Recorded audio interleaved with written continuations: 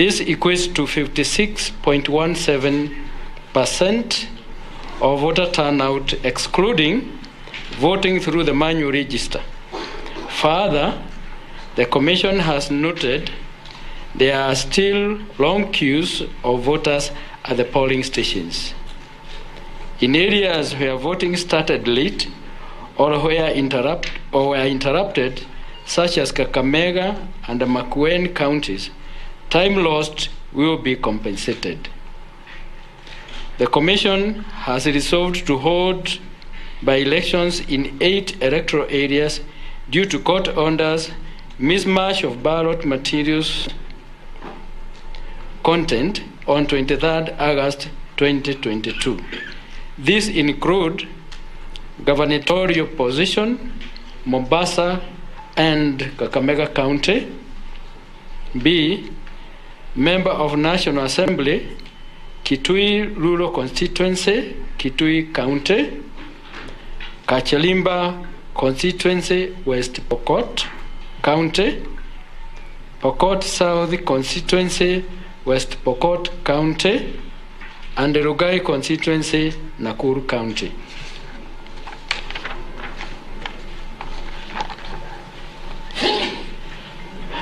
Members of County Assembly Ward, Nyaki West North Imenti Constituency, Meru County; Kwanjenga and Bakasi South Constituency, Nairobi County.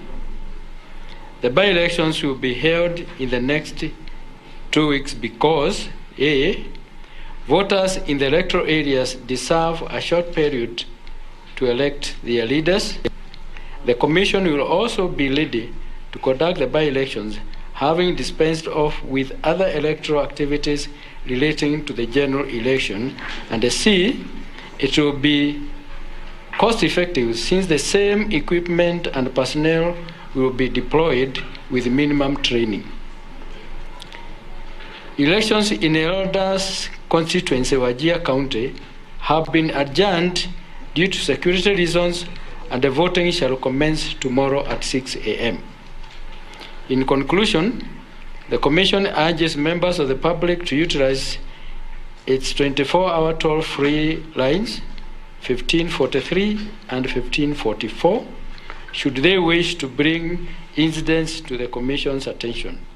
The Commission will keep you regularly updated on all developments touching on the general elections. Thank you. God bless you. God bless Kenya. We take a few questions. You can start from Moremi. Yes, Moremi Mondo from ATN News. In regards to Elders constituency, what then does that sort? Moremi Mondi from KTN News. I'm asking in regards to Elders constituency, because the voters there are yet also to vote for the presidency, what does this do to the timelines, to the deadline for declaration? Do you now extend the deadline for all, or it's going to be treated as a special case scenario? And how do you go about the final declaration in light of that? Let's get another question. You can answer another one.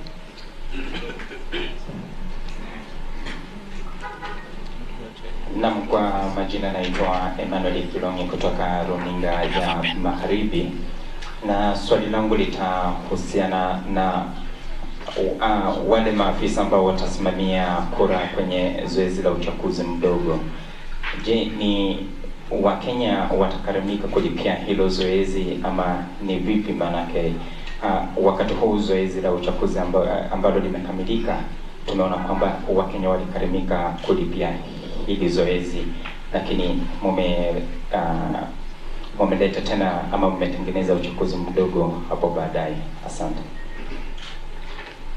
I will answer the one in Elders constituency. It will not affect our timelines in terms of presidential announcement, or the result announcement, because if it is done tomorrow, by the end of the day, they will be able to tally and they will be able to transmit the results, and we shall continue to count them. And then after the results are collated at the constituencies, they will be lifted the originals will be lifted at Bomas. So it will not affect our timelines for the announcements of presidential results. I will ask the Vice. Can you repeat your question? Nauliza kwamba kwa majina naitwa Emmanuel Kilongi kutoka TV Magharibi, na swali langu ni kwamba katika uchaguzi huu tunaona kwamba tume ya Iebc ilikuwa imewaajiri wahudumu wa muda ambao watalipwa na pesa za Mkenya, lakini tunaona kwamba tena kuna uchaguzi mdogo ambao utaandaliwa katika kaunti ya Mombasa, Kakamega, West Pokot na Kachiliba. Je, ni nani atakayeparamika kuwalipa wale maafisa ambao watakusimamia zoezi hilo la uchaguzi? Ni Mkenya, Iebc ama ni nani? Asante. Iebc ni ya Wakenya. So it will be itazumamiwa na Iebc na Treasury, kwa sababu hii mambo ya by elections ni kawaida. Hata 2017 kulikuwa na by election tulifanya. Kwa hivyo itasimamiwa tu kwa sababu makosa imekoseka na ni lazima tuendelee. You can take the questions from that side coming to this side. My name is Hilary Oringo from the French news agency AFP. I know you say that voters are still ongoing, or rather still on the queue at the moment. Are you worried that the voter turnout is going to be much lower than you saw in 2017? There are many reasons that may cause low voter turnout. But as of now, if we are at a 56.1%, we are doing well because the voting is still going on. I don't think there is low voter turnout, and in some areas, the voter turnout is quite high. So I don't think we have a problem with the voter turnout. At 56.7 now, I think by the time we close the stations and we get the final, and this was at 4 o'clock, I'm sure we are going to hit beyond 60%. Another set of 3.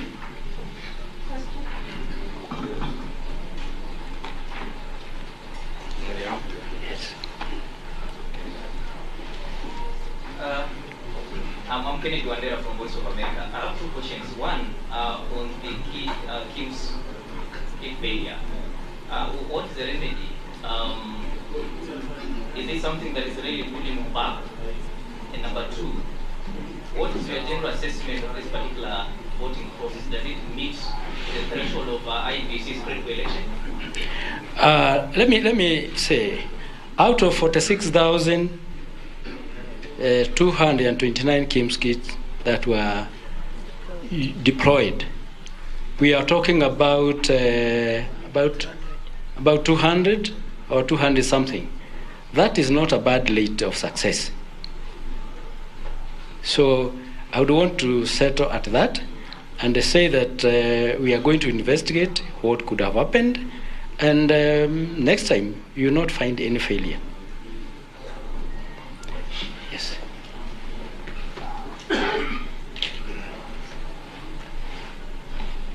In relation to the KIMS kit, earlier you had approved the usage of manual register to that effect.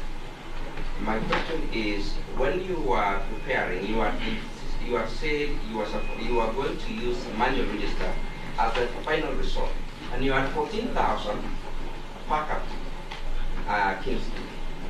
How did it happen that by the time you go to manual, we did not hear that you have tried the backup machines to use in that case? What exactly was the problem? Let me request the CEO to answer that.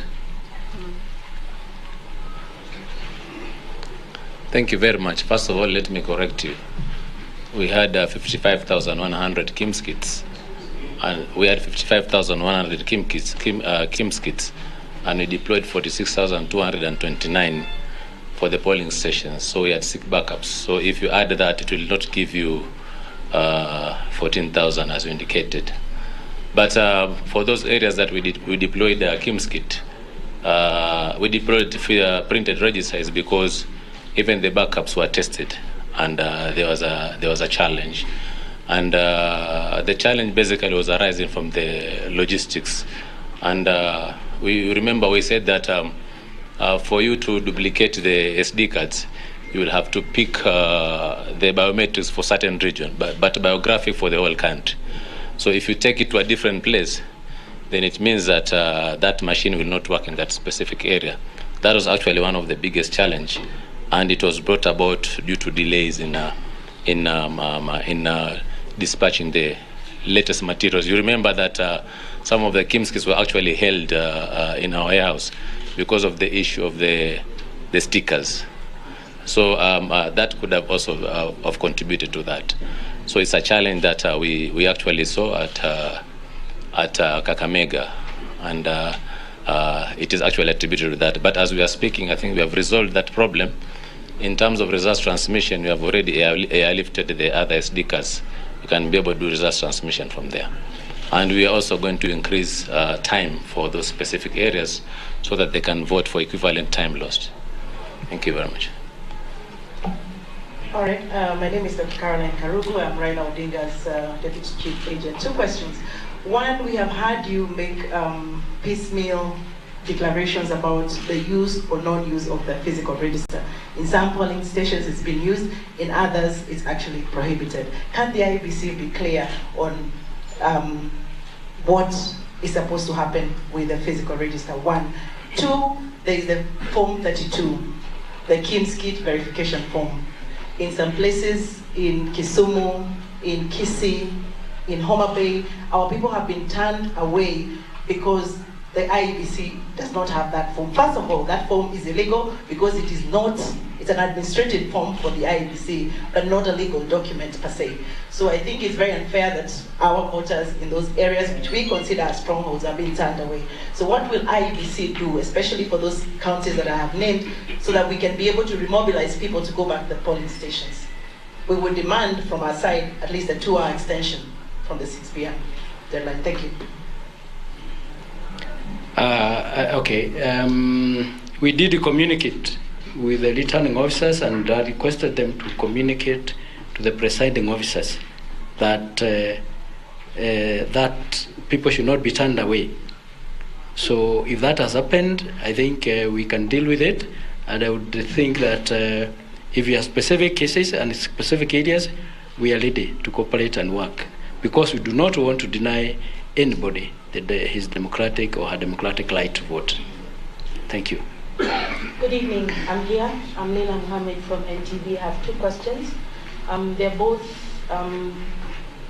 taking cue from what was announced earlier on the issue of insecurity scenarios that have been experienced. There was a question we raised earlier about 2 possible candidates for MCA position who were arrested in Mombasa County. What is the situation now? And are there any other instances where you've experienced some sort of, let me not call it violence, but issues around security? And number 2, the question of those voters who had gone to polling stations and they had been voters in those stations before, but today they were turned away because their names were not in the voter register. Do you have any clarity on those 2 issues? Thank you. I will deal with the last question. That in May, June, we offered Kenyans an opportunity to verify their records and check where they are in the register or they wanted to transfer. We offered an opportunity to Kenyans everywhere to check their to verify their details. And if they didn't, then they carry the burden of their failure to vote. I'll ask the Vice Chair to answer the first question. I'll deal with the security issue that in Mombasa, it has been reported that 2 candidates fought, and since we are working in partnership with the police and all the security agencies, so they were put in police custody. Yeah, because every one of us is maintaining law and order. Commissioner. My name is Waweru Nyambura from Minoro TV. After the challenges we've had with the KIMS-KIT, how reliable are they in results transmission, which the court said that was the most challenging part of the previous election? We are talking about 200 KIMS-KIT. All of them will be able to transmit. And those 200 KIMS-KIT where there were failure, the CEO has confirmed that other KIMS-KIT have been airlifted. That means out of the 46,000 polling stations, including the ones that had failed and now new ones have been delivered, there is not going to be any problem in terms of result transmission. You understand? Yes. Yes, I'm Fred Ogola, I'm a policy analyst. I wanted to check why is it that application of the voting processes doesn't look very uniform? And can you assure Kenyans that we are going through the same election in all regions? Second question is that has technology taken over us as a nation or as IBC, or IBC is in charge of technology and the election? Thank you. Excuse me, can you repeat your first question, because we are not using any different... The first question is that... The first question, yes. You had some areas, this was allowed, some areas, this was disallowed. So I'm saying, was this policy being implemented selectively, where some people are doing A, others are not allowed to do A? And then the second question is that from the failure of technology, where technology has become a bottleneck in the voting and the transmission, is the technology taking over IBC, or IBC is controlling technology? I think the first question, IBC is using the same system for election in all the polling stations. We do not have two systems. I do not have two different policies. It is one, it has been explained before, and it has not changed. So I think it is your imagination, which is good, to think that we are using two systems. We are not using two systems. On the second one, about technology, IBC using technology to run the elections. It is that simple. And I don't want to add to that. Yes, we are using technology to facilitate the election. Thank you so much. Yes, let me add just briefing at 8 p.m. Sorry, let me add something on technology. I think we simulated how results, voting and transmission will be done.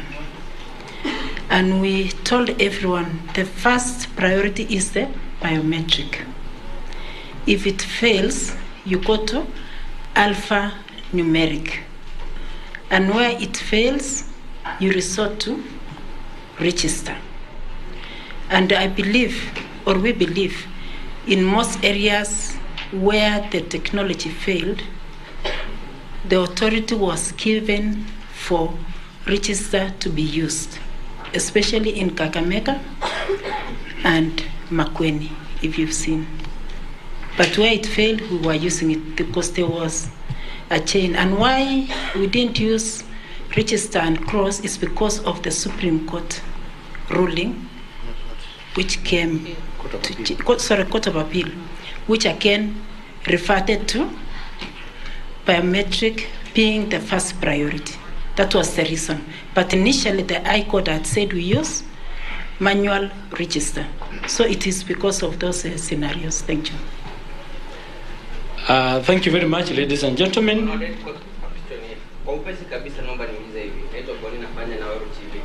Napenda kujua kama mambo iko safi kwa IEBC kwa wakati huu, kwa sababu hatujamuona mwenyekiti Flash Kikati. Nataka tumhakikishie Wakenya kwamba mambo iko safi. Okay. Acha vizio. Katika tume kama mwenyekiti ako na shughuli, naibu mwenyekiti uchukua mskani. Ndio maana leo mmeniona mara mbili katika hizi press brief, lakini wacha niwahakikishie Wakenya kwamba mwenyekiti wa tume yuko, tumekuwa na yeye kwa boardroom, tunaiita situation room. Kwa hivyo tukimaliza anaendelea na shughuli zingine 2-3, tukuje tufanye press brief, tunarudi huko. In the next brief, he'll be the one to talk to the nation. Thank you. Thank you very much, ladies and gentlemen. See you when we do the next brief. Our next brief is at 8 p.m. Ndio kama hivyo, tume ya Iebc angalau imewatuliza nyoyo wale ambao walikuwa wanaulizia maswali mengi, hususan baada ya takwimu kuonyesha kwamba saa 6 imefika, asilimia ni 30.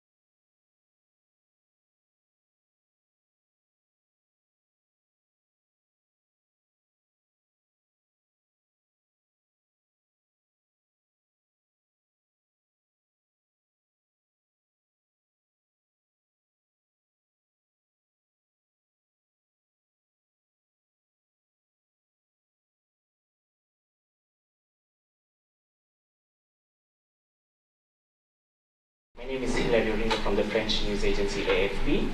I know you say that voters are still ongoing, or rather still on the queue at the moment. Are you worried that the voter turnout is going to be much lower than you saw in 2017? There are many reasons that may cause low voter turnout. But as of now, if we are at a 56%, 56.1%, we are doing well because the voting is still going on. I don't think there is low voter turnout, and in some areas, the voter turnout is quite high. So I don't think we have a problem with the voter turnout.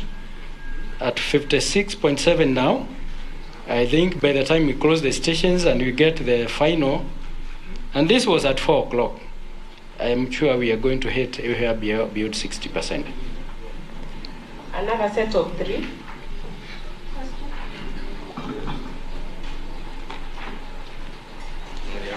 Yes.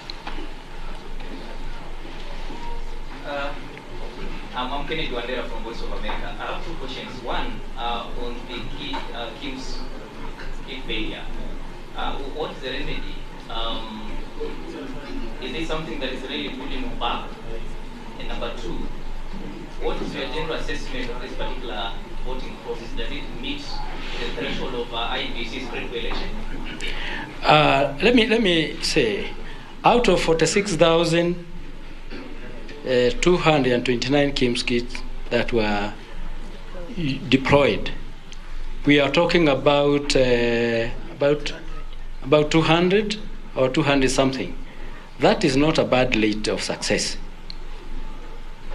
So I would want to settle at that and say that we are going to investigate what could have happened, and next time you will not find any failure. Yes.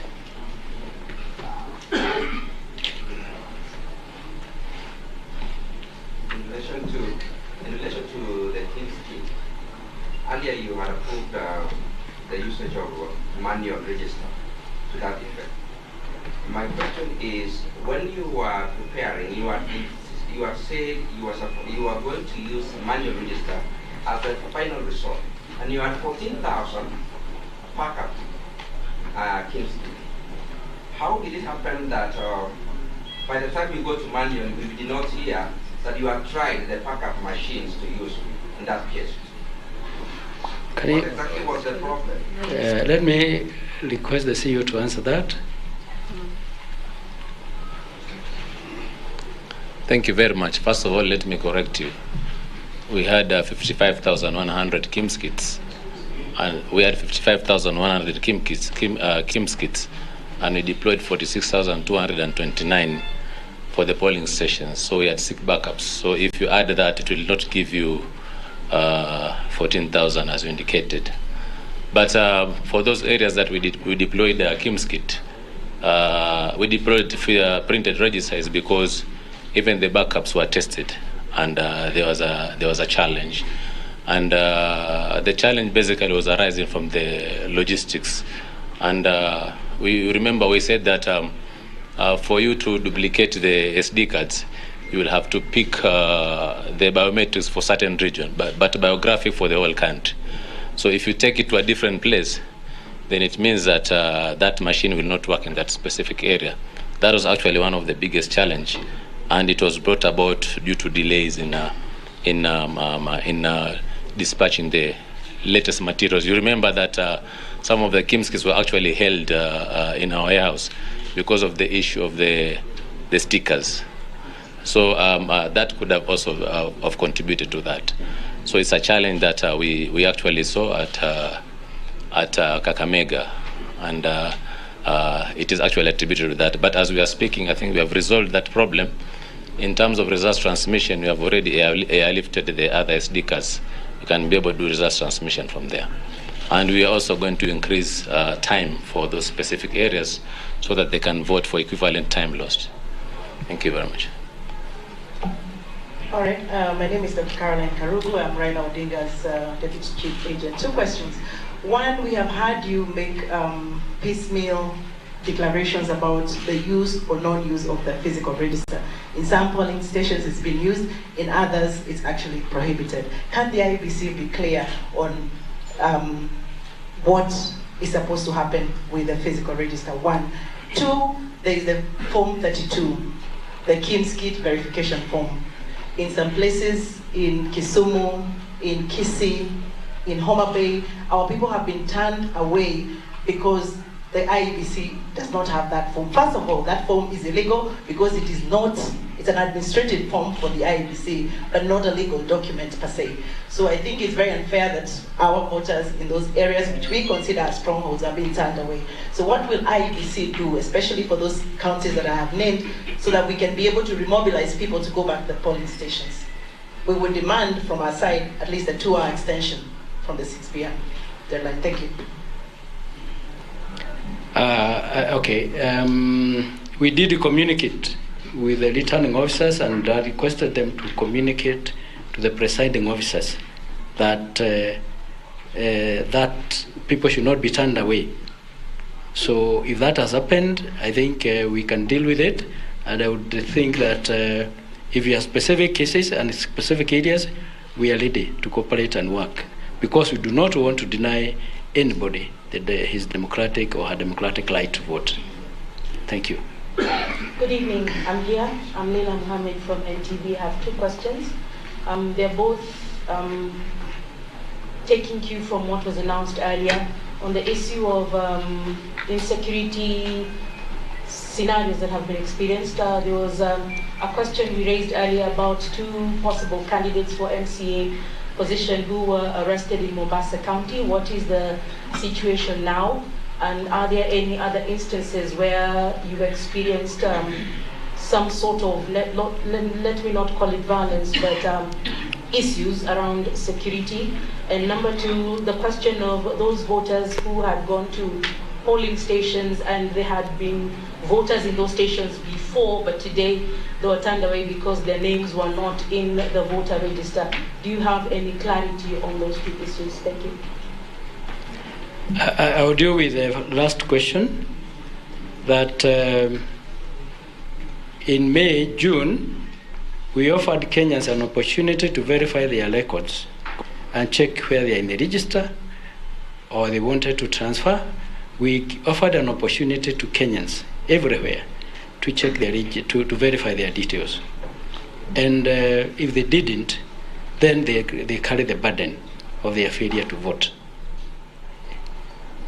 I'll ask the Vice Chair to answer the first question. I'll deal with the security issue that in Mombasa, it has been reported that 2 candidates fought, and since we are working in partnership with the police and all the security agencies, so they were put in police custody. Yeah, because every one of us is maintaining law and order. Commissioner, my name is Waweru Nyambura from Minoro TV. After the challenges we've had with Kimskit, how reliable are they in results transmission, which the court said that was the most challenging part of the previous election? We are talking about 200 Kimskit.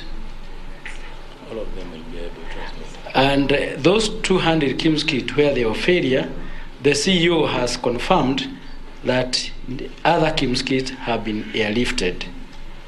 That means out of the 46,000 polling stations, including the ones that had failed and now new ones have been delivered, there is not going to be any problem in terms of result transmission. You understand? Yes. Yes, I'm Fred Ogola, I'm a policy analyst. I wanted to check why is it that application of the voting processes doesn't look very uniform? And can you assure Kenyans that we are going through the same election in all regions? Second question is that has technology taken over us as a nation or as IEBC, or IEBC is in charge of technology and the election? Thank you. Excuse me, can you repeat your first question, because we are not using any different... The first question is that... The first question, yes. You had some areas, this was allowed, some areas, this was disallowed. Some saying was this policy being implemented selectively, where some people are doing A, others are not allowed to do A.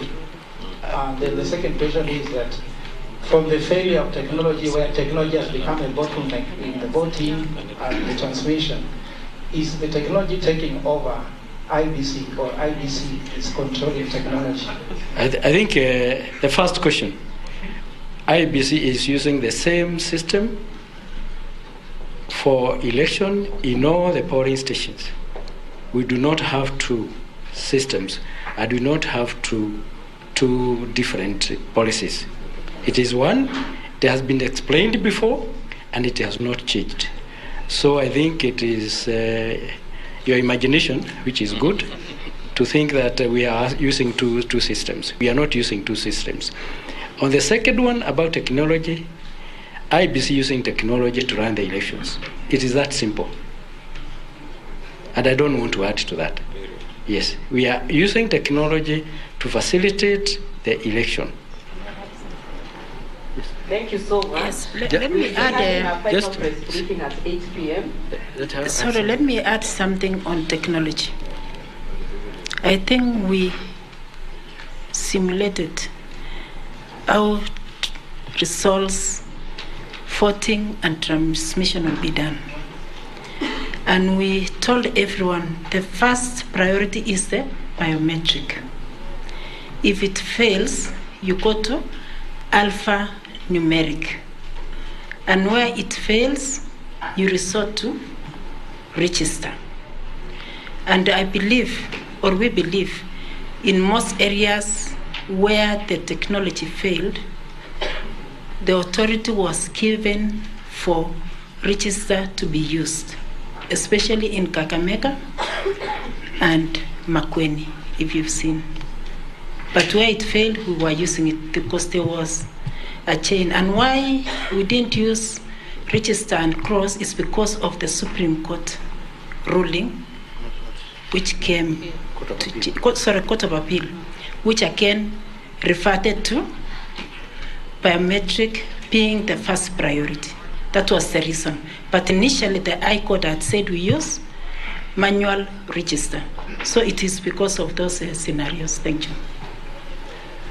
Thank you very much, ladies and gentlemen.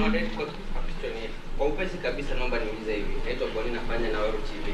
Napenda kujua kama mambo iko safi kwa IEBC kwa wakati huu kwa sababu hatujamuona mwenyekiti wa chekikaji. Nataka tumhakikishie Wakenya kwa mambo iko safi. Okay. Acha vizuri. Katika tume kama mwenyekiti ako na shughuli, naibu mwenyekiti uchukua mskani.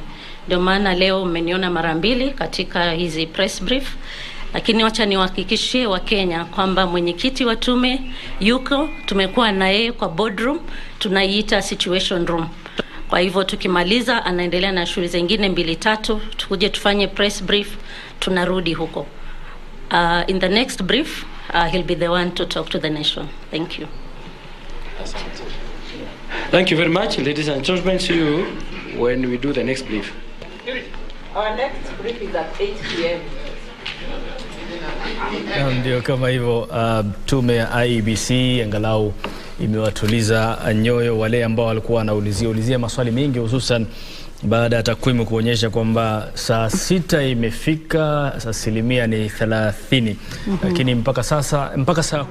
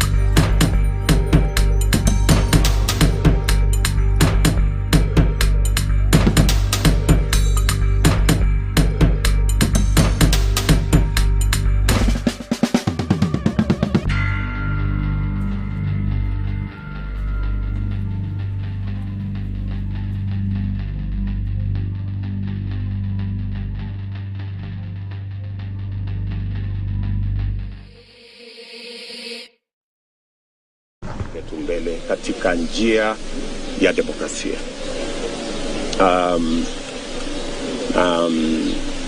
Unless there is any other issue, I wanted to say that I am a very proud Kenyan this morning that it has come to this moment.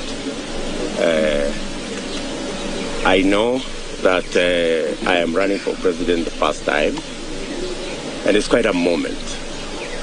And I am confident, and I trust in God the way I have in the past, that these two will come home. So I am looking forward to a great day. I am asking every citizen, wherever we are, to choose our leaders in a peaceful manner and to respect everybody's choice of whoever they want to vote. Free of intimidation. Let us respect everybody's choice, even if it is different from yours. I think it is the essence of democracy. I want to Iebc. You are an independent organization. We expect, as the people of Kenya, that you will carry out this exercise respecting your mandate, understanding.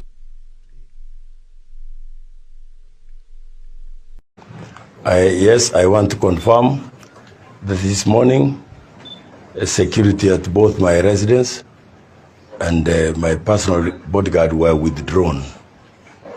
Nobody has explained precisely why they're being withdrawn, and in particular why this action is being taken at this moment in time.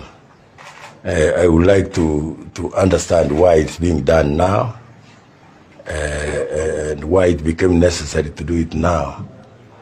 I am personally surprised about that decision, but I want to confirm that whatever the motive for that action, I want to assure the general public, particularly voters in Kisii, that that action will not in any way intimidate me. I will proceed. I am a candidate. I am optimistic that my fortunes will be good tomorrow. I believe that I am confident I will win tomorrow. Therefore, I am asking my supporters everywhere in this county to turn up in large numbers and participate in the voting exercise tomorrow. I have lived comfortably with my neighbors. I believe that God will provide security for me. My neighbors will provide security for me, and therefore I am not worried about the action, the decision taken to withdraw my security at this particular moment. So we proceed as if nothing has happened. In the meantime, I want to say that in my own neighborhood, 2-3 days ago, there was a very ugly incident. My village is still mourning the loss of one of our members through reckless actions by one of the gubernatorial candidates. Wananchi, of course, were very angry, and they torched the vehicle that rammed into a crowd of people. It's regrettable that the vehicle has not been taken to the police station. It's still lying near the scene of the incident. I don't know why this is why that should be allowed to be, but I am appealing to the authorities, particularly the police, to ensure that vehicle, some effort was made by somebody at night to move the vehicle from the scene of the accident to another spot, I am appealing to the police to ensure that the vehicle is removed from the current position to the nearest police station, so that that can allow investigation to be carried in a fair and objective manner. What these people are trying is not new. Last year, during the Juja by-election, they did the same. They came with pre-marked ballots. They stormed two polling centers. That is J Court Primary and National Primary. They tried to commandeer the tallying center. We stopped them.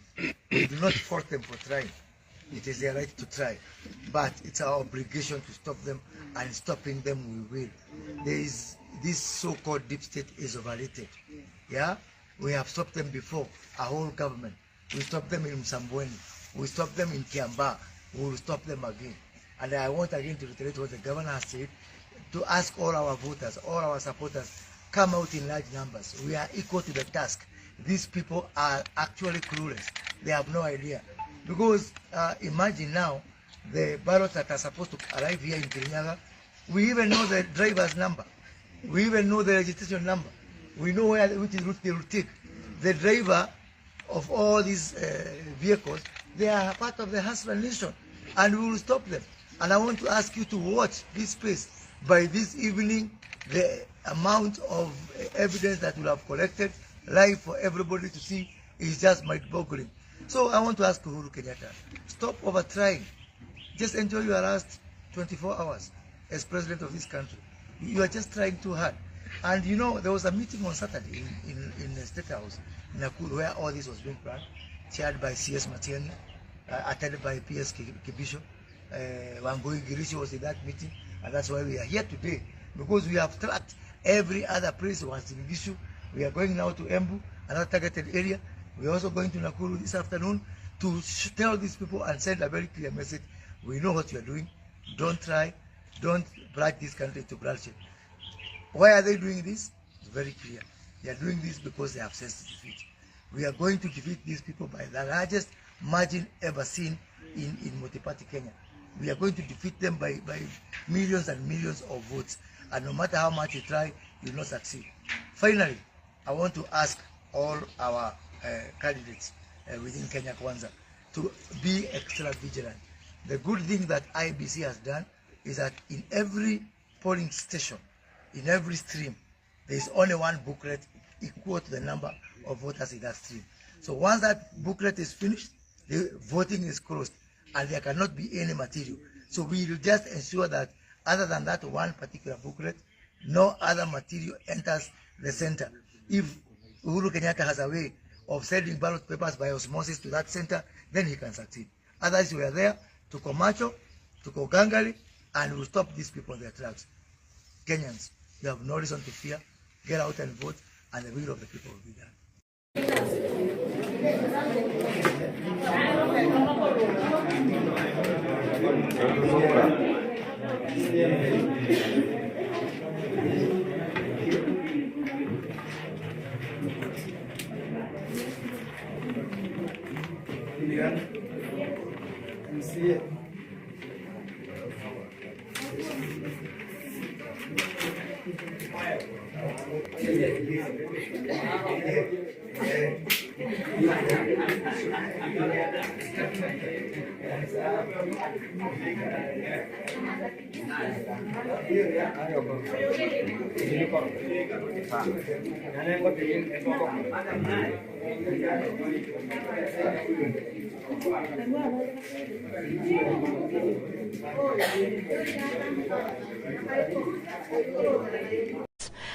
County, where Emmanuel Toh is standing by to join us with the latest.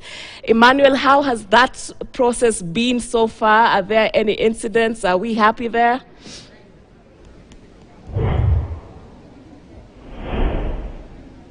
County to give you the live update from the 2 counties.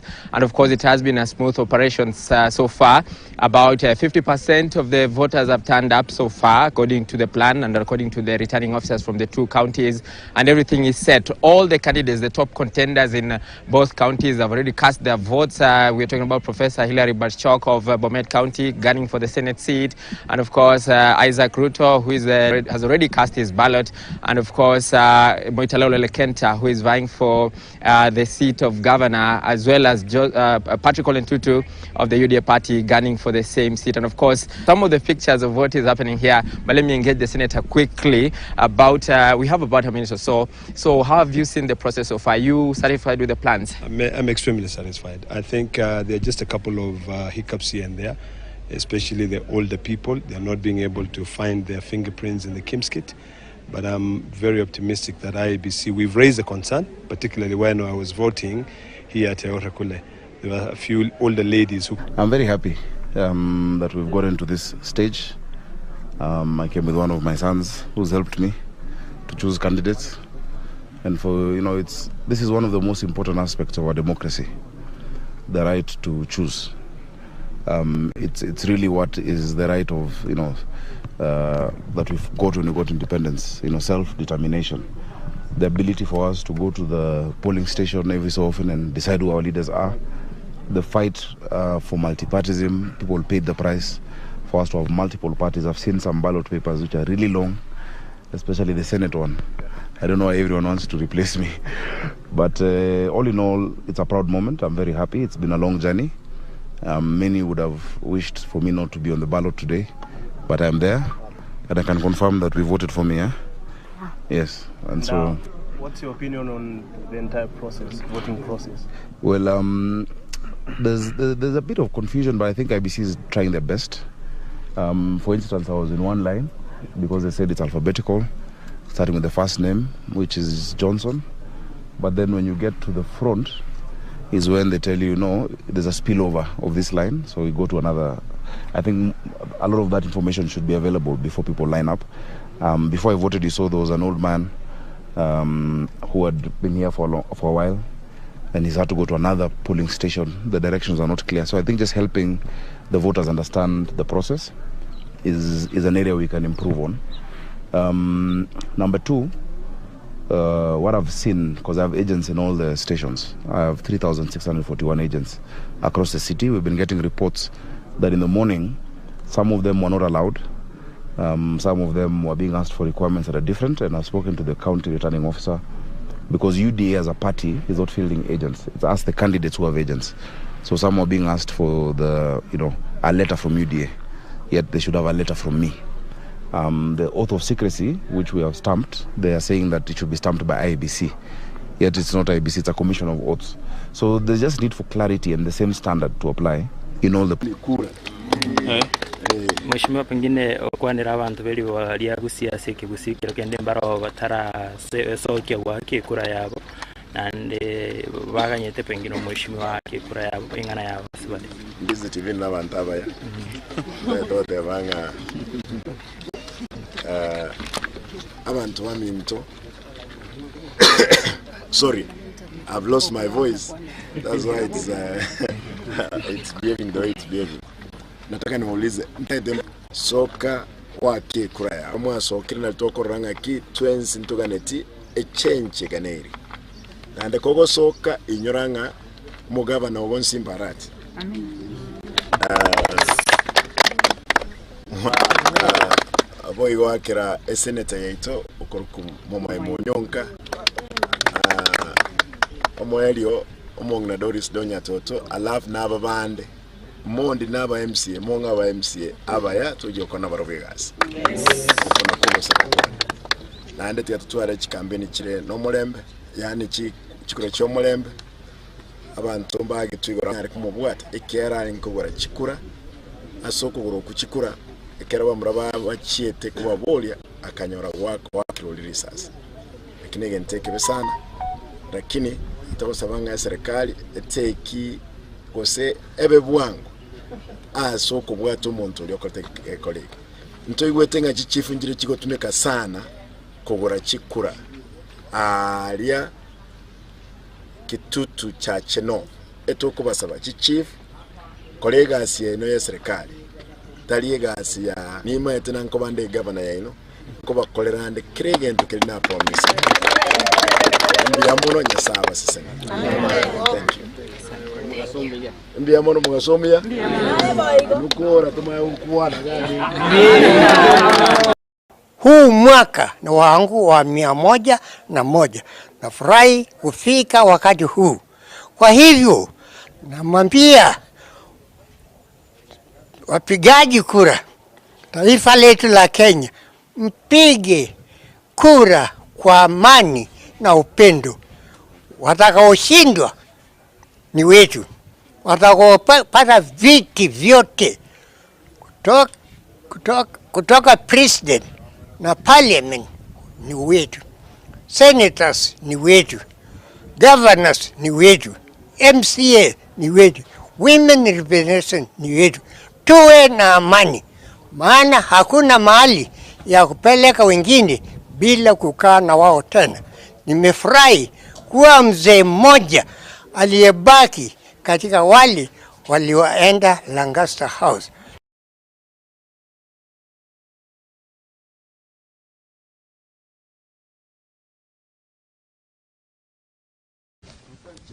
How are you feeling today morning?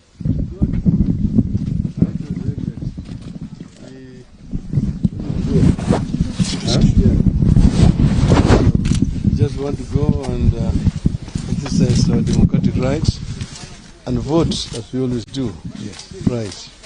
How are you feeling about this whole election? Well, we've done our best in the terms of campaign. The country's, the ball is in the people's courts.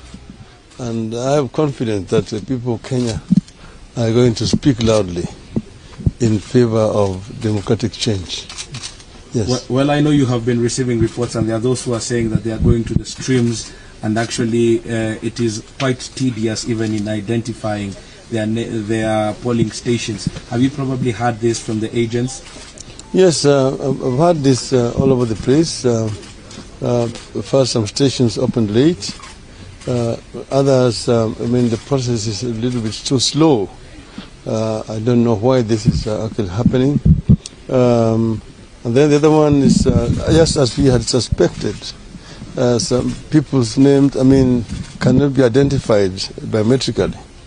And they have to revert to the manual register.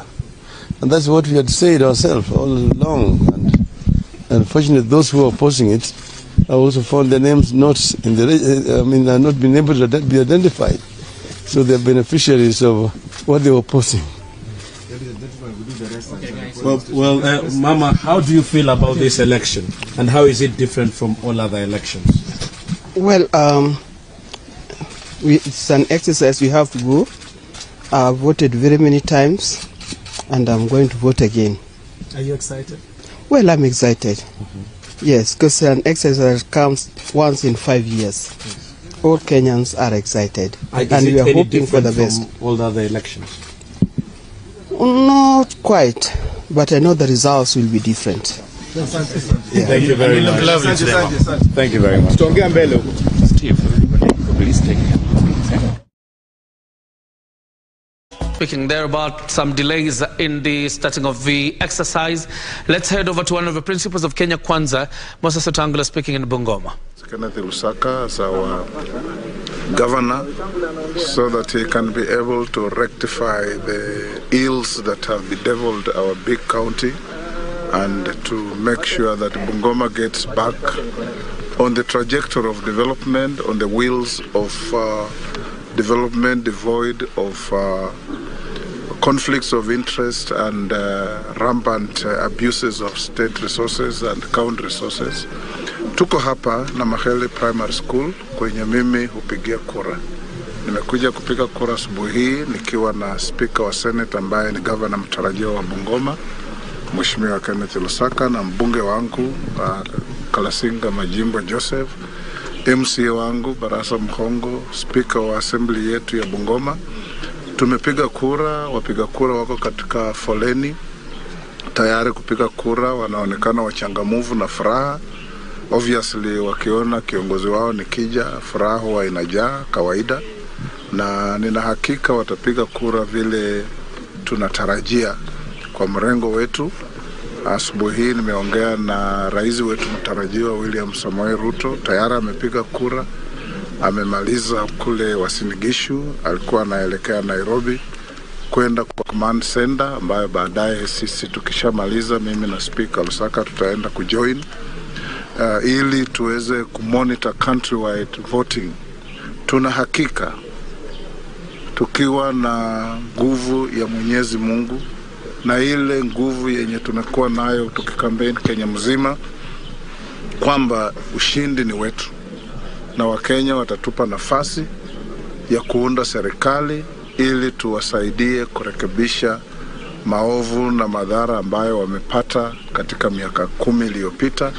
Tupunguze bei ya maisha, gharama ya mbolea, gharama ya mbegu, gharama ya matibabu, gharama ya mkate, gharama ya unga, gharama ya mafuta, gharama karibu ya kila kitu ambayo imepanda kuzidi uwezo wa mwananchi wa kawaida.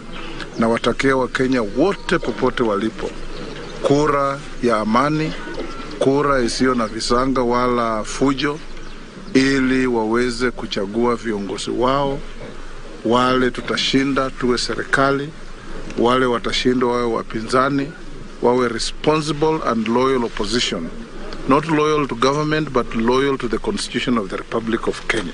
That's what loyal opposition means, that you are loyal to the laws of the land, you are loyal to the Constitution that brings you into office regardless of which side you sit, so that we can build our country. We have no spare country, we have only one country called Kenya.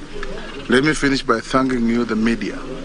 You have done a wonderful job, especially in our region, in informing, disseminating news, and making sure every single individual in all languages is kept abreast with what's going on in their locality, so that they can be able to exercise their civic responsibility ya kuchagua wale watu wanataka, na watachagua wale wanataka. Na hapa Bungoma tunajua wale wanataka ni sisi Kenya Kwanza. Asante sana.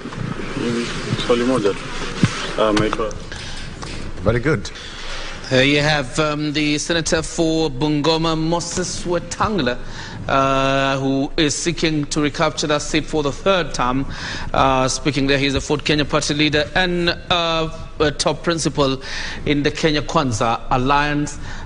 He's just finished voting, and he's accompanied there by Ken Lusaka, the former Senate Speaker. We want to head over to Kilifi, where Gideon Mungaro is voting in at Dabaso Primary School in Leo asubuhi wakati wale ambao ni agents wetu walipokuwa wanakagua kama ilivyokuwa ni sheria, wanakagua pamoja na agents wengine ballot papers, ikaja kugundulika ya kwa ballot papers ambao ni za kiti cha ugavana pale juu zimeandikwa ni kwa za Mombasa, lakini karatasi zote zinaonekana ya kuwa ni wagombeaji wa Kilifi. Hii ikaanza vita, ikiangaliwa maeneo ya Jomvu, ikiangaliwa maeneo ya Nyali, Kisauni, Likoni, kila pahali katika Mombasa nzima. Nikaandika barua, nimeandika barua rasmi kabla uamuzi wa Iebc huu ya kuwa tuna malalamishi haya na tuna hamu ya kuwa waweze kuyatekeleza na kuyarekebisha kabla ya kesho. Lakini tunashangazwa ya kuwa Iebc wamechukua uamuzi kuweza kupostpone na election hizi hawakuweza kuziahirisha za ugavana kwa upande wa Mombasa peke yake, Mombasa, Kamega na maeneo mengine mawili. Lile ambalo tunaliona sisi la wazi kabisa, maeneo yote haya ni strongholds za ODM. Kila eneo ambalo postponement imeweza kufanywa ni eneo ambalo ni ngome ya ODM. Kakamega, Mombasa na maeneo bunge yale mawili yaloweza kuahirishwa. Na yale tunayoona sisi ni njama kura za Raila Amolo Odinga zisiweze kutoka kwa wingi kuweza kupiga. Tunawasihi kwanza wafuasi wetu wote wajitokeze kwa nguvu. Mimi mwenyewe binafsi niko katika uwanja kesho, ndugu yangu Thoya, na sote tutakuwa katika uwanja kama ambao sisi wenyewe tuko katika ballot, hata kama IEBC wameamua, kwa sababu ni lazima kura ya kila moja iweze kusabika. Watu wanadhania ya kuwa idadi zetu zikiwa ziko chini itaweza kuathiri presidential results. Na tunaambia IEBC, you can only postpone the inevitable. Watu washaweza kuchukua uamuzi wao. Kwa hivyo postpone leo, postpone mutuletee kesho kutwa, tuwe na kura siku 2 mfululizo, tuko tayari. Leteni kura siku 3 mfululizo, tuko tayari. Leteni kura baada ya siku 4, tuko tayari. Vile mnavyotaka nyinyi tutakuwa tuko tayari. Lakini mimi mwenyewe kibinafsi kama Abdulswamad Sharif Nassir pamoja na mgombea mwenzangu Francis Owe tutakuwa tuko katika uwanja. Na naambia hizi naambia IEBC kura zitamalizika, na zikiweza kumalizika an audit will be done on what exactly happened, na ukweli utadhihirika wazi. Vipi itakuwa ya kuati kura ambazo zinafaa kuwa za Mombasa, ile counterfoil imeandikwa ya kwa ugavana wa Mombasa, kila moja imeandikwa eneo bunge, kama ni Jomvu, Kisauni, imeandikwa paka ward. Kisha uniangalia zile karatasi zenyewe, sura zilioko pale ni wagombea ambao kwamba walikuwa ni wakilifi. We are only reading a lot of mischief, and they thought that maybe this will bring us down, but we are just saying that we are emerging stronger. We now even have more reason as to why we need to ensure that tomorrow will be a very, very large turnout. Na hata wakiamua ya kuwa wanataka kutufanyia kura za ugavana peke yake kesho kutwa, tuko tayari. Wakituamulia ni mtondogo, tuko tayari. Vile watakavyotuambia tuko tayari sisi. We're not going to be shaken.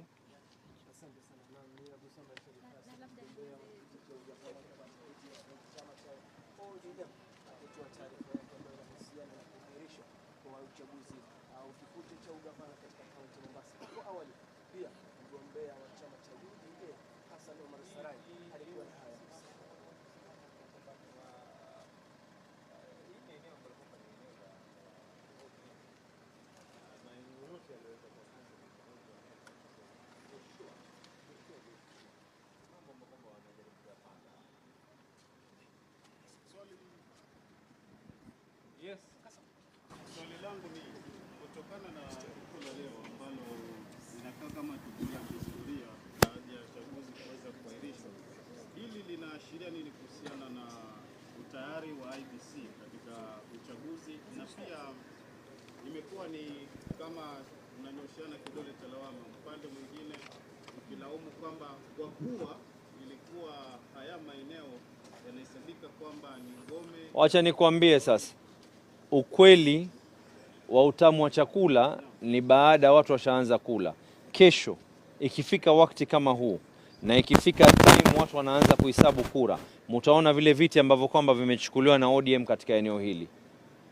Ile peke yake itakuwa ni dhahiri wazi ya kuwa hii ni ngome ambayo kwamba ni ya ODM, si hapa peke yake, hata maeneo ya Kakamega. By tomorrow, once the polls start being counted, and I will be there on top of it. Nikihakikisha ya kuwa tuko pale sambamba.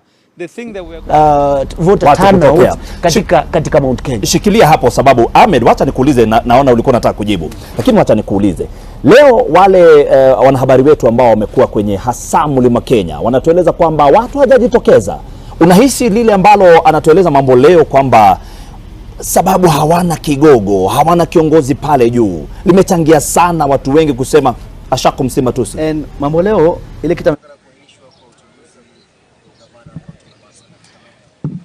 Well, first and foremost, unfortunately, these are two counties that currently have been led by the two deputy leaders of ODM.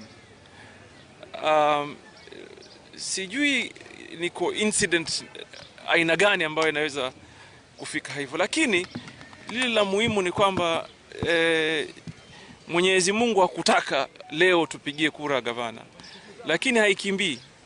Inshallah tukiwa hai itarudi tu, na mimi ni kuomba tu tukue watulivu, na pengine speculation ni mingi. Watu wanasema it could be a cause, to suppress the numbers, but we are urging our people to come out and vote vote for our president, vote for our woman rep, vote for our senator, MCA, and our MP.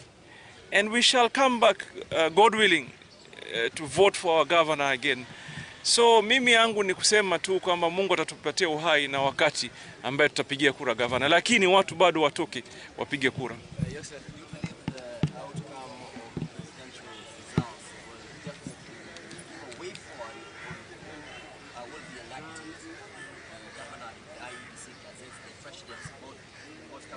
First of all, I want you to know that I am the deputy party leader of ODM.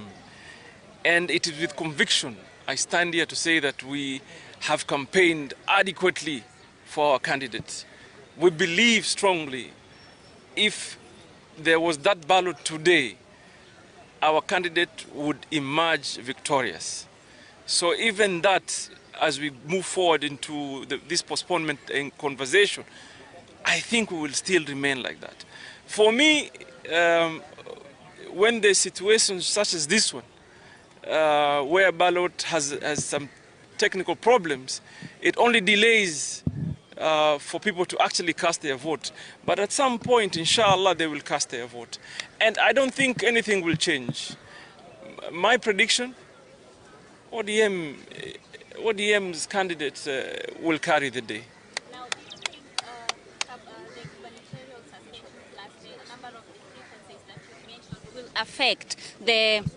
Will affect the turnout?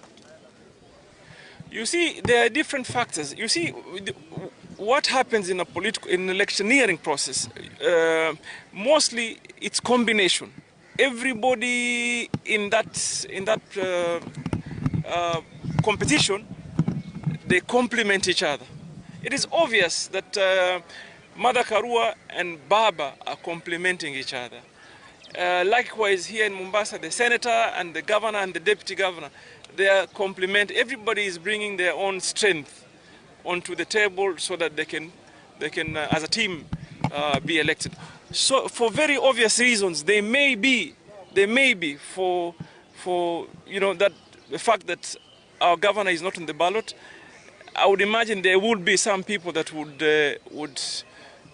be hesitant to vote. And that's why we're here urging them that come out in material. In fact, show your strength today so that the enemy or the opponent, not really the enemy, the opponent can understand what they're dealing with kesho. By the ODM principal, who is the president, he's been voting for 6 peace, particularly in this county and other counties where you perceive to be a stronghold. Do you think this election is going to have any reflection on the outcome of the presidential election with his clarion call for the 6th peace in ODM-dominated constituencies and counties? You know, first of all, you cannot generalize that kind of conversation. And it must be understood. We all are in Azimio, yes, as a coalition. But I have my mother party, which is ODM, and it is within my right for me to support ODM. Obviously, we have donated candidate wetu kwa mpango mkubwa zaidi. But in areas where we believe chama chetu kiko na nguvu, candidate wetu wako na nguvu, ni lazima tuwapigie debe. Na hiyo tutapiga debe, tulipiga debe, it's done. So tulipiga debe na we'll wait for the outcome. The verdict iko kwa mikono ya wananchi. Asante sana. Ni gavana Mombasa Ali Hassan Joho akisema kwamba uamuzi wa wale viongozi ambao watachaguliwa katika uchaguzi huu uko mikononi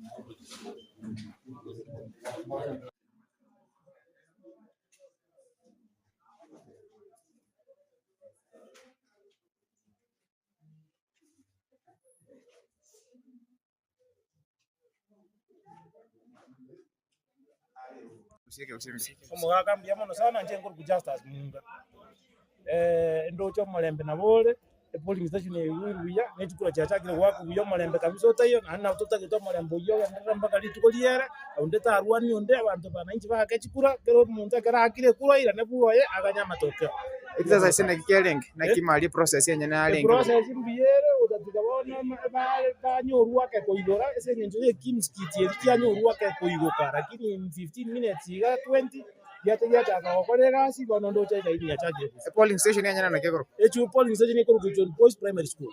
Thank you. Mbiyama.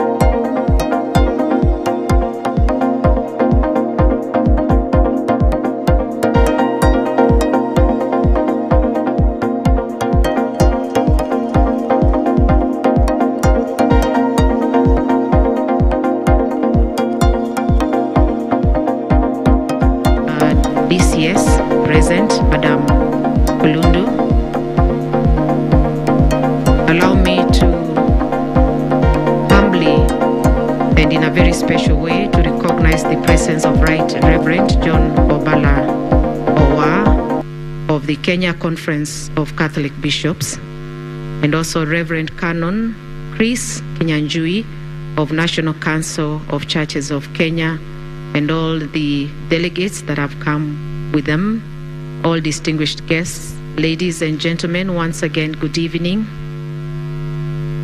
Good evening once again.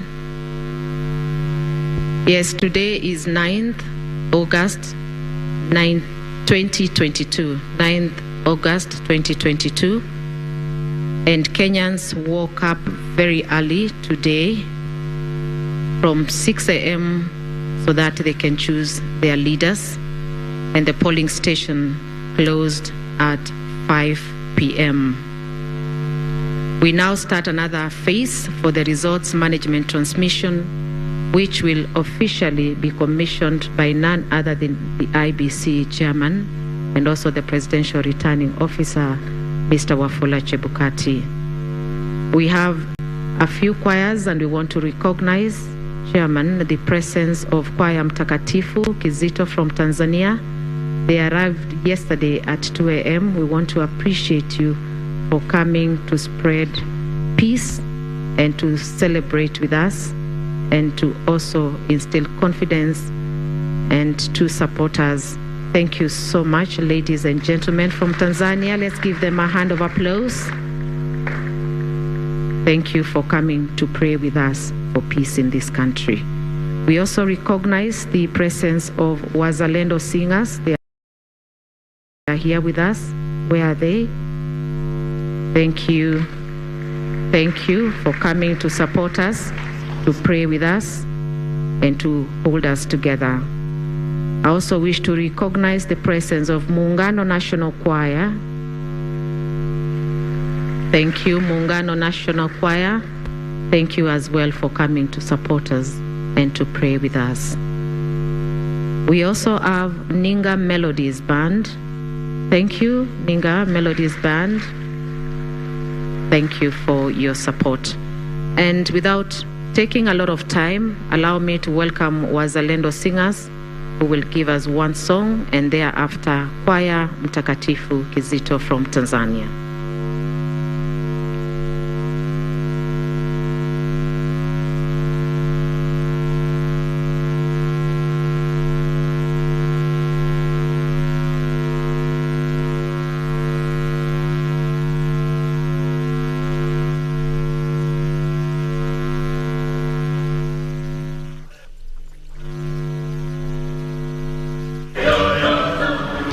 NDIZI, maisha ni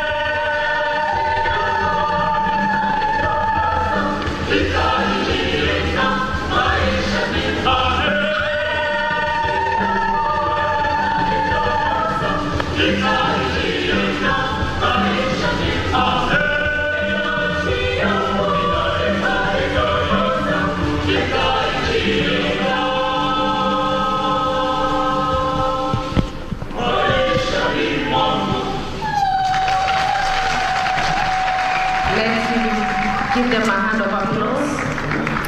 A better hand of applause. Wazalendo Singers, Kenya nchi yangu nitaitukuza milele. We now welcome our guest choir from Tanzania. Let's give them a hand of applause. Kwaya Mtakatifu Kizito.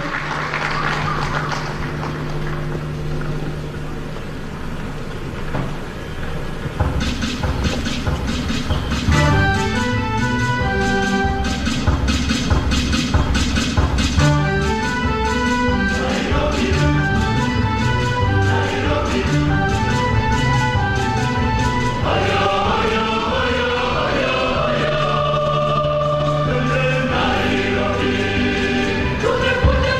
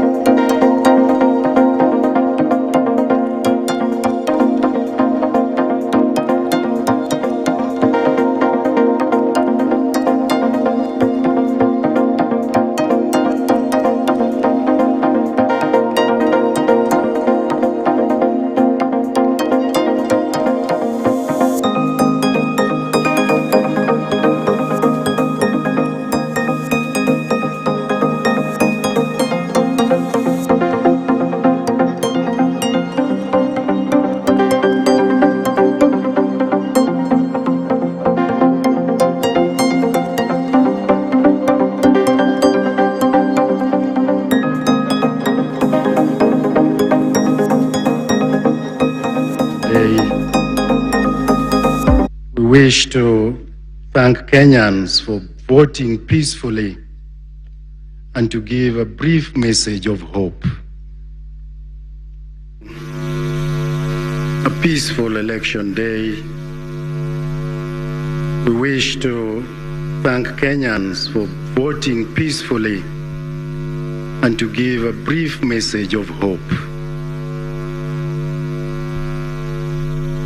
We, the religious leaders, take this moment to deeply thank all Kenyans for heeding our call and voting peacefully during the polls held today, August 9th, 2022. This manifestation of political and social responsibility is commendable, knowing that God appreciates those who keep peace. As we read, have been encouraging. As we start receiving results from various polling stations, we have the following points to reflect on together. First, voting process. Throughout the day, we received reports from more than 3,000 observers spread across the country. These reports indicate that although there were some logistical and technological hitches, polling progressed well in most of the stations. We commend the Independent Electoral and Boundaries Commission for putting in place a structure to ensure efficiency in the process.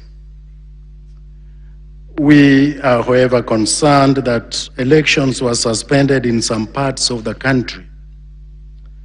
We urge the voters and candidates in the affected areas to remain peaceful and patient as they await the opportunity to vote for their leaders, which the Iebc has announced will be done soonest possible.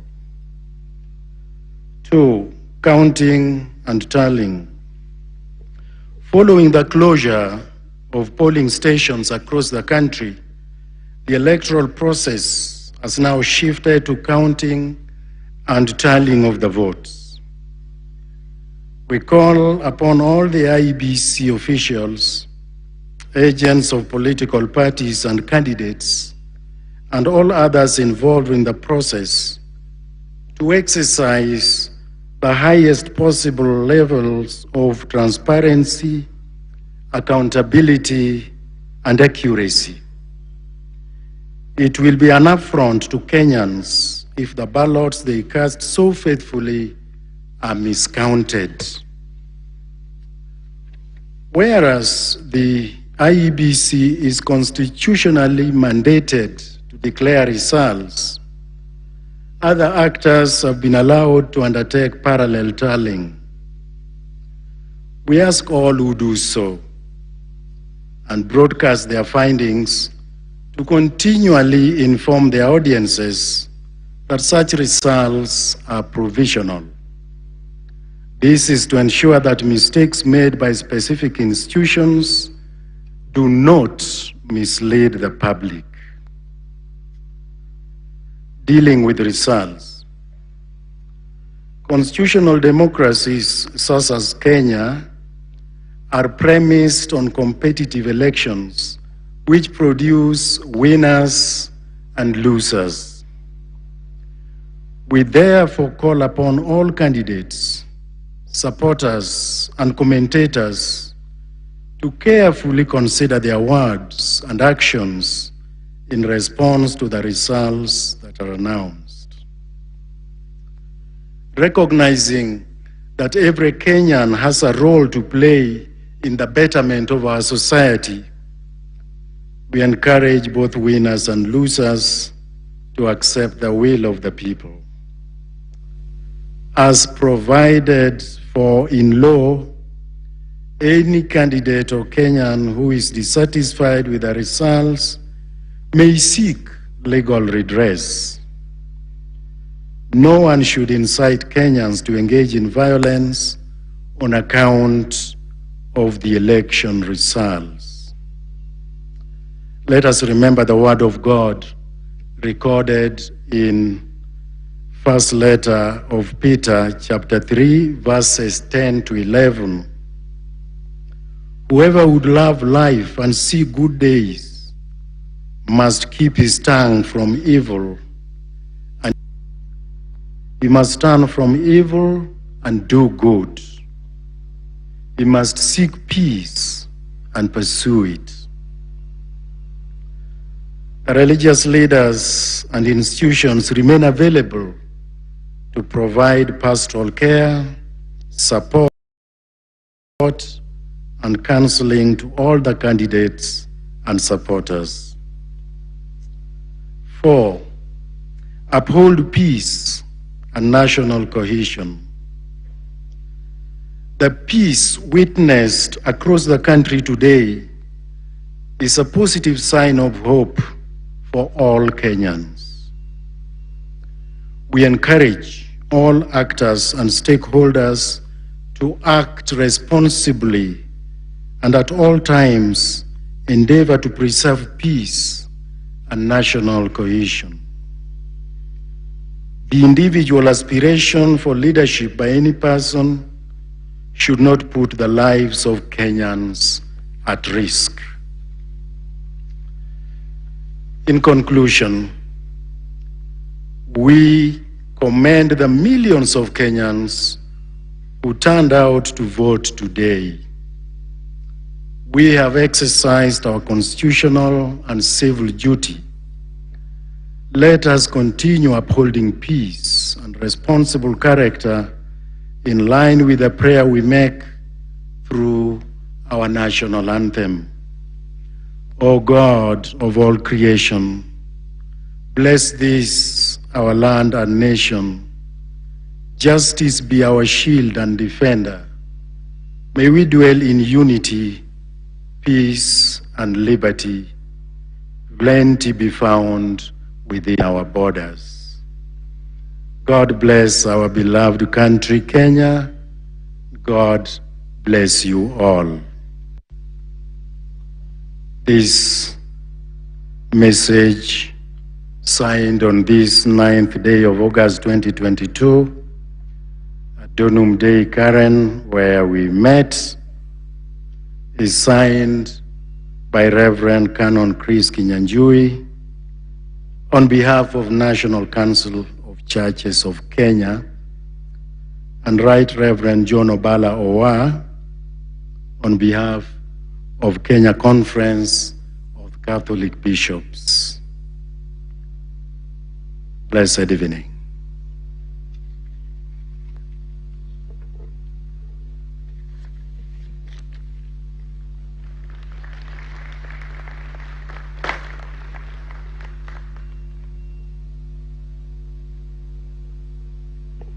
Thank you very much, Right Reverend Obala, and the entire KCCB team and NCCK team for coming again to be with us and to pray with us and to preach the word of peace to all Kenyans all over the world. Allow me to invite Choir Mtakatifu Kizito to just give us our number as we welcome the chairman of IEBC, Mr. Wafula Chebukati, to come and officially commission the results transmission management phase. Thank you.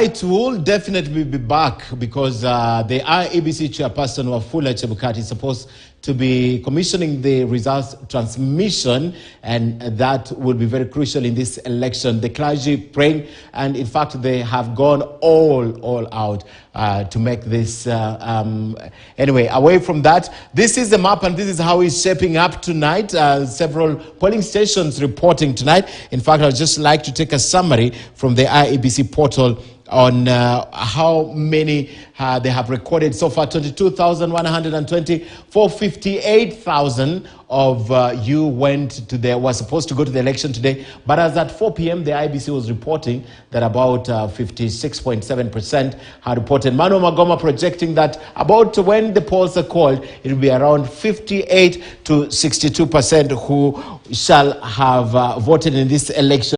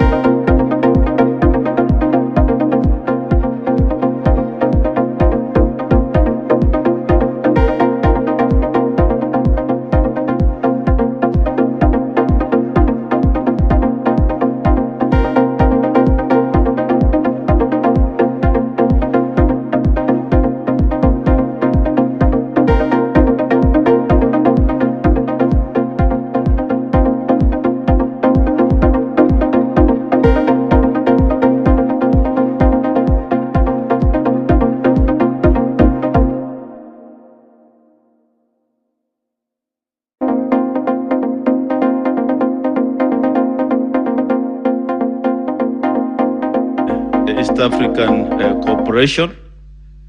I also want to appreciate my colleagues from the region, the number of chairpersons who have come to be in solidarity with the Electoral Commission in this journey. So this evening, I welcome you to the results transmission phase of this process.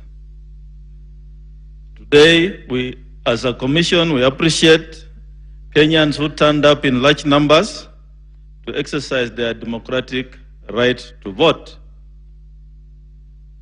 Voting has now closed in a majority of the polling stations, except in a few areas in Kakamega, Makueni, Isiolo, Nairobi, and Mombasa. At the time we were coming here, I believe they are about to finish or just about to close. And this is because voting started late, and as a result, the time that was lost was compensated. The results transmission has started, as you can see on the screen. What you see is the result forms coming in, and already there's a percentage you can see there. And these transmitted forms are also available in our public portal on the website. And I believe the media, the presidential candidates, and other stakeholders and Kenyans at large can log on to the public portal and have access to the presidential result form 34As. And when the form 34Bs will be collected, they'll also be posted on the public portal. And just to remind Kenyans that the Commission has 3 tallying centers at the constituency, county, and national tallying center, which is right here at Bomas. Now, what happens at constituency tallying center? We shall have tallying of results from polling stations and declaration of results or winners of the member of National Assembly and the member of County Assembly. That's at the constituency. And there will also be collation of presidential, gubernatorial, senatorial, and countrywoman member of National Parliament results. Then we have the county tallying center, where there'll be final candidates and countrywoman member of Parliament. Will be here in the open, 5 desks, and each desk will have here. Collation of Form 34C, which is the form that has a collation of all the polling station results.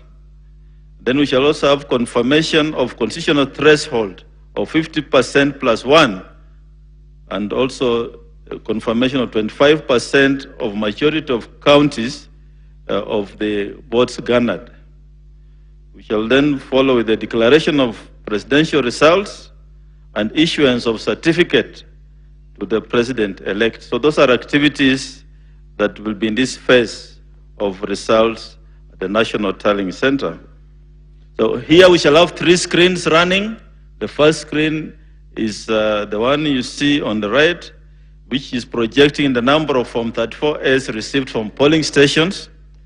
The second screen will project collected results received from the constituencies, and the third screen will project the county aggregates of all the 47 counties. In transmitting the results transmission system has been configured to send the results only once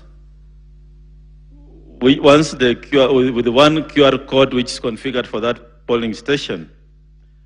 Persons authorized to be at the polling station include the media, observers, and polling station agents who are allowed to take an image of the Form 34A.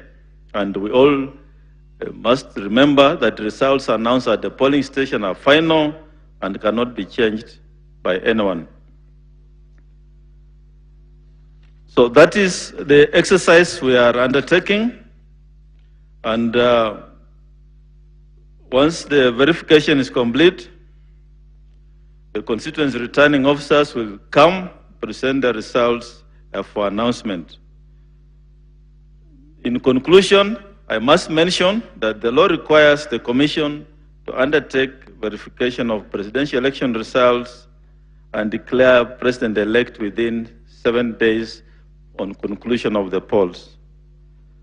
As a Commission, we call for patience among Kenyans as we undertake this rigorous exercise, and we also endeavor to complete this exercise as soon as possible.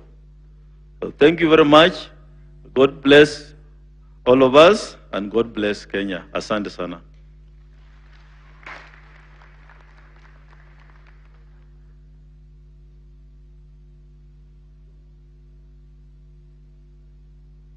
Thank you very much. Let's give him a better hand of applause, please. Then we have Muungano Choir.